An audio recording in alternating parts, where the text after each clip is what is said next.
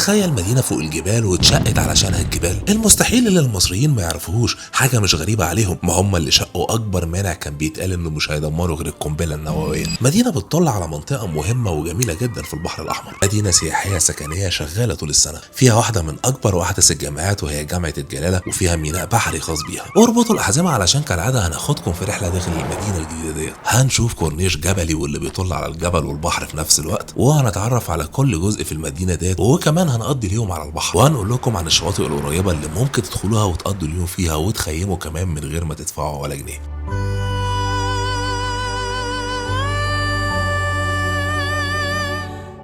هو يعني ايه كورنيش جبلي؟ هنا في مدينة الجلالة هتلاقي الكورنيش دوت كورنيش، لكن مش بيطل على البحر او النيل، بيطل على الجبال اللي قدامك ديت والبحر في نفس الوقت. حاليا احنا على ارتفاع 700 متر فوق مستوى سطح البحر، حاليا على كورنيش مدينة الجلالة. يمكن دايما بنسمع ان الكورنيش المفترض ان يكون بيطل على بحر، هو هنا طبعا بيطل على بحر بس مش بشكل مباشر. اول حاجة طبعا بيطل على الجزء اللي تحت دوت، وبعد كده بنقدر نشوف البحر هناك اهو. لو شفت ارتفاع كورنيش المقطم فحب اقول لك ان ارتفاعه مش حاجة قدام الارتفاع من هنا. ارتفاع المقطم في اقصى نقطة ليه بيوصل ل 140 متر، لكن هنا احنا بنتكلم في ارتفاع 700 متر. حرفيا هيجي عليك ايام وهتشوف السحاب. زي ما حضراتكم شايفين ده المفترض الكورنيش بتاع مدينه الجلاله هنا، والمنطقه دي المفترض ان هي هتكون طبعا مطعم ضخم او كبير جدا. الفيو بتاعه هو الجبل اللي مهما طبعا وصفت لكم مش هقول لكم الفيو عامل ازاي من هنا. تحت عندنا لسه مستوى تاني للمدينه اللي تحت او الشقق اللي تحت، وبعد كده هناك بنشوف المنطقه دي واللي هي اصلا مرتفعه، وهنوريكم هي مرتفعه قد ايه، وبعد كده تحت البحر خالص. زي ما انتم شايفين احنا حاليا في الكورنيش بتاع مدينه الجلاله الجديده، وزي اي مدينه جديده حاليا بيتم انشائها، فالكورنيش فيه مسار خاص بالعجل واماكن باركنج للسيارات وكمان مكان للجري او للمشاة، او لو هتقف تستمتع بالمنظر الرائع من هنا. المدرجات اللي حضراتكم شايفينها ديت المفترض ان طبعا الناس تقدر ان هي تقعد هنا وتبدا تستمتع بالمنظر دوت، ومش محتاج ان هم يكونوا واقفين، ولو حبوا طبعا انهم يجوا ويقفوا في المكان دوت ويشوفوا المنظر من هنا. ليه مدينة الجلالة فيها ميناء بحري ومبنى للجوازات؟ المدينة فيها ميناء دولي لليخوت واللي فيه مبنى للجوازات. مدينة الجلالة زي ما قلنا مدينة سياحية ضخمة بتستهدف جزء من السياحة العالمية زي سياحة يخوت، بحيث ان السياح يقدروا يدخلوا مصر بشكل عام او المدينة بشكل خاص الميناء دوت بمنتهى السهولة وياخدوا ختم الدخول. علشان توصل لمدينة الجلالة مش بس عن طريق شبكة الطرق، مدينة مرتفعة زي ديت كان لازم يتم استغلال الطبيعة الجبلية ديت عن طريق ربط الجزء الشاطئي من المدينة بالجزء الجبلي المرتفع عن طريق التلفريك دوت، واللي بيعتبر فسحة في نفس الوقت. تذكرة التلفريك 320 جنيه، واللي بيطلع أكتر من 600 متر ارتفاع وأكتر من 4.5 كيلو مسافة. بياخدهم التلفريك في ربع ساعة، بتقدر فيهم إنك تستمتع بمناظر الجبال والبحر والمنتجعات. هنا على الكورنيش هتشوفوا مناطق كتير جدا زي اللي احنا موجودين فيها ديت، واللي بيكون موجود فيها مكان بيبقى كافيه أو مطعم، ومكان زي دوت بارز كده على السفح بتاع الجبل، واللي بتقدر منه تتفرج على الفيو دوت. احنا هنا بنتكلم عن مدينة شغالة طول السنة، علشان مدينة الجلالة بتعتبر مدينة سكنية سياحية، فكان طبيعي انك تلاقي هنا جامعة الجلالة واللي فيها 15 كلية، اللي بتعتبر جامعة أهلية بمصروفات، واللي شغالة بالفعل وفيها طلاب من كل مكان في مصر، والمفترض ان يتم انشاء مدارس حكومية هنا كمان. المدينة بتحتوي على منتجعات ومجمعات سكنية مختلفة، منها اللي فوق الهضبة واللي تحت عند البحر، ويقال ان في اجزاء هتكون اسكان محدود ومتوسط زي ما حصل في مدينة العالمين الجديدة.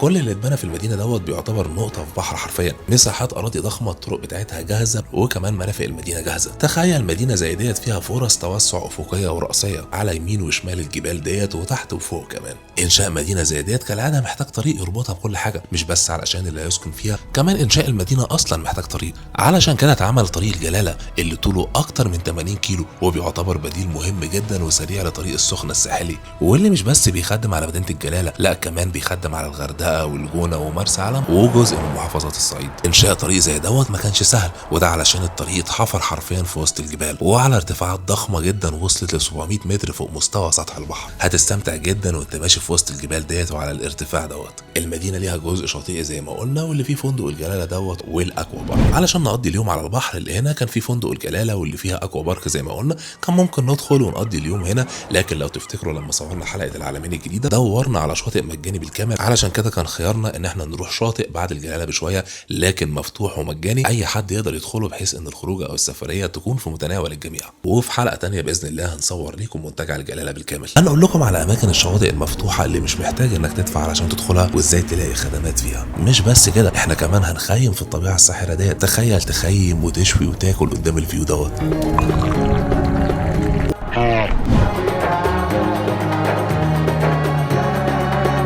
ما تيجي اقول لك ازاي تيجي تقضي يوم هنا في العين السخنه وتصيف ببلاش. يمكن مش كتير من حضراتكم يعرف ان في شواطئ هنا مفتوحه في العين السخنه ما بتحتاجش تدفع فيها اي جنيه علشان تدخلها. بعد ما بتخلص الطريق بتاع العين السخنه بكام كيلو كده وانت رايح ناحيه الغردقه او مرسى علم، هتلاقي على ايدك الشمال الشواطئ اللي احنا موجودين فيها حاليا.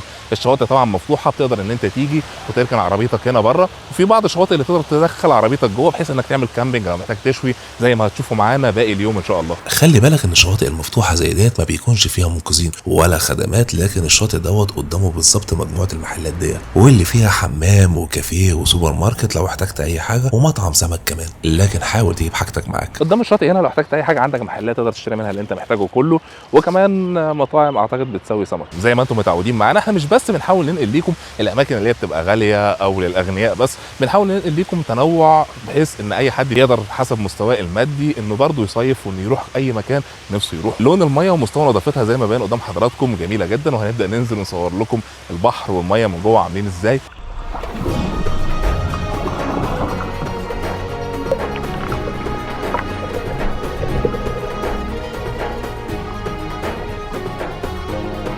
لون الميه جميل جدا، والبحر هنا في السخنه بيكون هادي ما فيهوش امواج. هتستمتع بالميه والهواء وشكل الجبال ديت وهي بتحضن البحر. لوكيشن المكان هتلاقوه تحت الفيديو او في مقاله عن العين السخنه على موقع اخبار مصر eg-24.com. تخيل تشوي وتاكل على البحر مباشر من غير ما تدفع ولا جنيه، وكل دوت على بعد ساعه واحده من القاهره. خلصنا اهو في بحر السخنه، خلونا ندور على مكان نخيم فيه ونقضي فيه باقي اليوم ونشوي وناكل كمان. بعد شاطئ ب 500 متر هتلاقي المكان دوت واللي بتقدر تدخله وتركن فيه، بتجيب حاجاتك معاك وشوايتك وتقعد تستمتع بالجمال دوت. زي ما انتم شايفين المكان اللي احنا فيه دوت اللي هنبدا نقعد فيه علشان نشوي ان شاء الله. في كل جزء من الاجزاء ديت بيكون في مدخل تقدر تدخل فيه بعربيتك وتبدا ان انت تركنها في الاماكن اللي ورايا ديت، وجنب العربيه تبدا ان انت تقعد وتحط حاجتك لو هتشوي او لو معاك اكل جاهز وهتبدا تقعد تاكله. طيب خلونا نبدا ونفرش حاجه نقعد عليها. الجو اللي بيفكرني شويه بدهب. بعد كده معانا الايس بوكس اللي هيكون فيه اللحوم بتاعتنا والمشروبات والحاجات اللي انت محتاجها كلها، هنبدا برضه نحطه معانا. بعد ما ظبطت القعده بتاعت الشوي على البحر اكتشفت ان كميه الفحم مش هتكون كافيه، وصعب ان اتحرك تاني بالعربيه علشان اجيب فحم، لكن اتعودت ان كل مشكله وليها حل. غالبا الفحم اللي معانا مش هيكفي، بس طبعا الواحد بيتصرف. الاماكن اللي حوالينا هنا في ناس بتيجي طبعا بتكون قاعده هنا، فهندور فيها لحد ما نلاقي شويه فحم يكفوا اللي معانا ان شاء الله. طيب في شويه هناك، خلينا نروح نشوفهم عاملين ازاي. فيهم فحم الحمد لله. والله الناس اللي سايبه الحاجات دي مش عارف اشكركم ازاي. احنا ممكن الواحد يكون كيلو فحم يعني من هنا.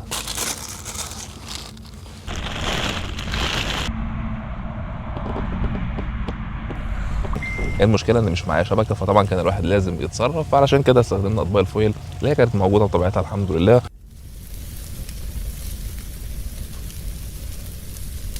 القعده اللي انا قاعدها ديت تسوى ملايين، مش عشان بس الاكل اللي اكله ولا القعده ديت، علشان اعمل نفس الكلام ده كله محتاج على الاقل يكون عندي فيلا ثمنها 10 15 مليون وليها جنينه علشان اقدر اقعد واشوي فيها. الكلام ده تقدر تعمله من غير ما يكون عندك فيلا، وهو انك تيجي هنا العين السخنه تقعد القعده الجامده ديت وتشوي وتستمتع بالمنظر اللي ما فيش زيه دوت.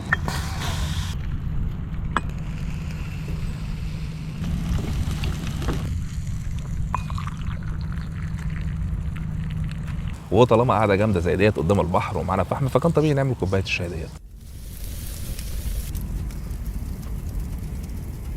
اخيرا بعد مغامرات جمع الفحم والشبكه اللي ما كانتش معانا والاختراعات اللي اخترعناها دي، الاكل الحمد لله جاهز وجاهز ان احنا ناكله ونستمتع بالفيو الرائع اللي قدامنا دوت.